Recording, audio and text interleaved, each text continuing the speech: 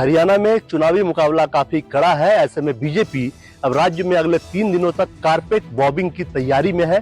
अगले 3 दिन में बीजेपी 100 से बड़े नेताओं का कार्यक्रम हरियाणा में करवाएगी। आपको बता दें कि प्रधानमंत्री नरेंद्र मोदी 28 सितंबर को हिसार में एक विशाल जनसभा को संबोधित करेंगे। ये प्रधानमंत्री मोदी की तीसरी रैली होगी। केंद्रीय गृह मंत्री अमित शाह आज ही 3 जनसभा को संबोधित कर रहे हैं। रेवाड़ी, मुलाना और लाडवा क्षेत्र इसमें शामिल है। 27 सितंबर यानी आज ही राजस्थान के मुख्यमंत्री भजन लाल शर्मा करनाल के जुंडला और भिवानी के तोसाम में रहेंगे। 27 को ही यानी आज ही मोहन यादव मध्य प्रदेश के मुख्यमंत्री बेरी विधानसभा क्षेत्र में रहेंगे। उत्तर प्रदेश के मुख्यमंत्री योगी आदित्यनाथ 28 सितंबर को फरीदाबाद, एनआईटी, कनीना, रादौर और जगाधारी में जनसभा को संबोधित करेंगे। 28 सितंबर को रक्षा मंत्री राजनाथ सिंह चीका बादली में जनसभा को संबोधित करेंगे। 30 सितंबर को पूर्व केंद्रीय मंत्री अनुराग ठाकुर कलानौर, सोहना और पलवल में पब्लिक मीटिंग करेंगे। बीजेपी अगले 3 दिनों में लगभग 100 बड़े नेताओं का कार्यक्रम राज्य में करवाकर चुनाव को अपने पक्ष में बोलना चाहती है, क्योंकि राज्य में कांग्रेस के साथ 1-to-1 मुकाबला काफी कड़ा होता हुआ दिख रहा है। कुमार गौरव, न्यूज़ 24 दिल्ली। हरियाणा में जैसे जैसे विधानसभा चुनाव की तिथि नज़दीक आती जा रही है, वैसे वैसे हरियाणा की राजनीति पूरी तरह से गर्माती जा रही है और देश के दिग्गज नेताओं का हरियाणा दौरा लगातार ही जारी है। कल कांग्रेस के सीनियर नेता राहुल गांधी का हरियाणा दौरा था, तो आज गृह मंत्री अमित शाह हरियाणा में है और 3 रैलियां कर रहे हैं। वहीं पर अपनी पहली रैली उन्होंने रेवाड़ी में करते हुए कांग्रेस के ऊपर जमकर निशाना साधा, खासतौर पर राहुल गांधी के ऊपर। वहीं पर अमित शाह ने धारा 370 आरक्षण और इसके साथ साथ एमएसपी के ऊपर बोलते हुए जो राजनीति है वो पूरी तरह से गर्मा गई है। अमित शाह ने कहा कि धारा 370 किसी भी तरह से कोई भी हटा नहीं पाएगा। वहीं पर आरक्षण के मुद्दे के ऊपर भी कहा है कि जब तक संसद में भारतीय जनता पार्टी की सरकार है, किसी भी तरह से कोई भी आरक्षण को ख़त्म नहीं कर पाएगा। और वहीं पर अमित शाह ने तंज कसते हुए कहा है कि एमएसपी की फुल फॉर्म तो राहुल गांधी को पता ही नहीं है। साथ ही साथ अमित शाह ने अग्निवीरों के लिए भी सरकारी नौकरियों की घोषणा करते हुए कहा है कि अग्निवीरों को अब जो नौकरी मिलेगी वो पेंशन वाली होगी। इस कैमरामैन गंभीर सिंह राणा के साथ विशाल इंग्लिश न्यूज़ 24 चंडीगढ़। एमसीडी की स्टैंडिंग कमेटी के आखिरी सदस्य का चुनाव होना है, लेकिन पिछले 24 घंटे में ये तीसरी मर्तबा है जब दिल्ली नगर निगम में तमाम पार्षदों को एक बार फिर बुलाया गया है चुनाव के लिए। जिस तरीके से नाटकीय अंदाज में ये बदलता जा रहा है, ऐसा लग रहा है कि आम आदमी पार्टी और बीजेपी में होड़ मची हुई है स्टैंडिंग कमेटी के सदस्य के चुनाव के लिए। दरअसल ये आखिरी सदस्य का चुनाव इसलिए भी अहम माना जा रहा है क्योंकि यही निर्भर करेगा कि एमसीडी की स्थायी समिति पर कौन काबिज होगा, यानी कि एमसीडी की जो स्थायी समिति है उसका चेयरमैन और वाइस चेयरमैन इसी सदस्य के चुनाव के मुताबिक तय होगा।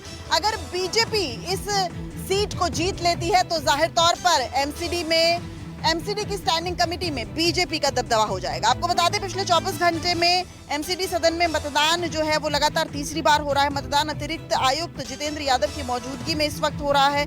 उन्हें मेयर और डिप्टी मेयर की अनुपस्थिति में पीठासीन अधिकारी बनाया गया। आम आदमी पार्टी ने शुक्रवार के चुनाव का बहिष्कार किया है। आपको बता दें कि आम आदमी पार्टी इस समय वोटिंग का बहिष्कार कर रही है, यानी कि सिर्फ बीजेपी के पार्षद जो है वो ही वोट दे रहे हैं। कांग्रेस इस चुनाव से पहले ही अपने आप को दूर कर चुकी है। साफ तौर पर अब आम आदमी पार्टी जो है वो 5 अक्टूबर को अपने वोट डालेगी और बीजेपी अपने वोट जो है वो इस वक्त कास्ट कर रही है। कैमरामैन अभय के साथ दिव्या अग्रवाल, दिल्ली।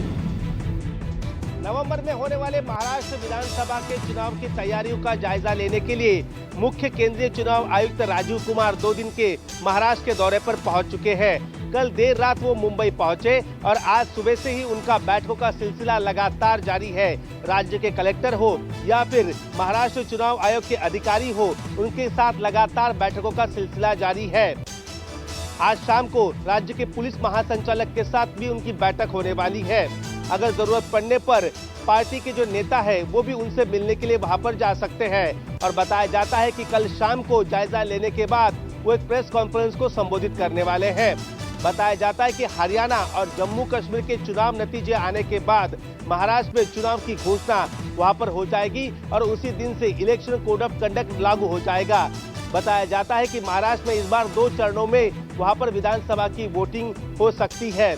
अब तक का इतिहास देखें तो महाराष्ट्र में 1 चरण में विधानसभा की वोटिंग वहां पर हुई है। इलेक्शन कोड ऑफ कंडक्ट से पहले महाराष्ट्र की राज्य सरकार भी लगातार अपने फैसले ले रही है और पिछले 5 दिनों में 500 से भी ज्यादा अधिक जीआर वहां पर राज्य सरकार ने जारी कर दिए हैं। कैमरामैन दिलीप अवेरे के साथ विनोद जगदाले, न्यूज़ 24 मुंबई। महाराष्ट्र के मंत्रालय में स्थित उप मुख्यमंत्री देवेंद्र फडणवीस के दफ्तर के बाहर एक महिला ने तोड़फोड़ की है। महिला ने देवेंद्र फडणवीस का नेम प्लेट तोड़ दिया है। इसके अलावा कुछ गमलों की भी तोड़फोड़ की है। पुलिस वहां सिर्फ रिकॉर्डिंग करती रह गई और महिला तोड़फोड़ कर रही थी, चिल्ला चिल्ला कर कह रही थी कि कॉल हिम, यानी कि देवेंद्र फडणवीस को कॉल करो, उनसे उसको बात करनी है। लेकिन सबसे बड़ा सवाल ये है कि सुबह 7:30 बजे यह महिला मंत्रालय में दाखिल कैसे हुई।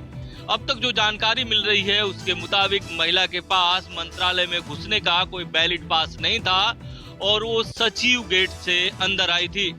इसको लेकर विपक्ष भी सवाल उठा रहा है। विपक्ष का कहना है जब गृह मंत्री का दफ्तर सुरक्षित नहीं है तो दूसरे मंत्रियों या दूसरे विधायकों का दफ्तर कैसे सुरक्षित रहेगा। पुलिस इस मामले की जांच कर रही है। पुलिस ने महिला की तलाश तेज कर दी है। पुलिस सीसीटीवी के आधार पर महिला की पहचान कर ली है। कैमरा राजेंद्र के साथ इंद्रजीत सिंह, न्यूज़ 24 मुंबई।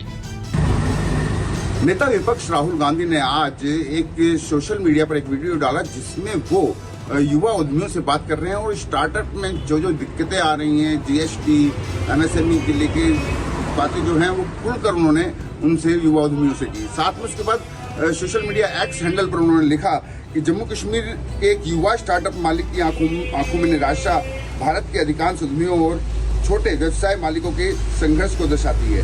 मोदी जी एक अधिकार मॉडल ने नौकरियां छीन ली हैं, एमएसएमई को तबाह कर दिया है और लोगों को अवसरों से वंचित कर दिया है। खराब जीएसटी, नोटबंदी जैसे अक्षम नीतियों के माध्यम से छोटे और मध्यम उद्योगों पर व्यवस्थित हमले ने भारत को एक उत्पादक अर्थव्यवस्था से उपभोक्ता अर्थव्यवस्था में बदल दिया है। इस दर पर हम ना तो चीन के साथ प्रतिस्पर्धा कर सकते हैं और ना ही सभी भारतीयों के लिए समृद्धि सुनिश्चित कर सकते हैं। भारत इससे बेहतर का हकदार है। हमें जीएसटी को सरल बनाना चाहिए और व्यापक अवसर रोजगार सृजन को बढ़ावा देने के लिए छोटे व्यवसायों को और बैंकिंग प्रणाली को खोलना चाहिए। दरअसल लगातार राहुल गांधी इस बारे में पिछले कुछ दिनों से लगातार जो जीएसटी का मुद्दा है और छोटे उद्यमियों का मुद्दा है वो लगातार अपनी सभाओं में उठाते आ रहे हैं।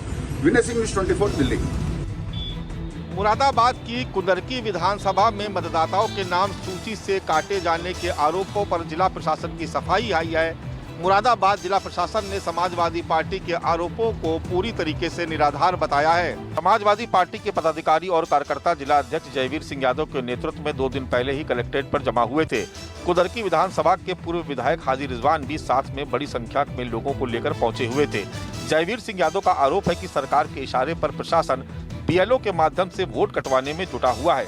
हाजी रिजवान ने यह भी आरोप लगाया कि सरकार के इशारे पर ही यादव दलित पिछड़े वर्ग के साथ मुस्लिम वर्ग के बीएलओ को हटाकर दूसरी जातियों के बीएलओ बना दिए गए हैं।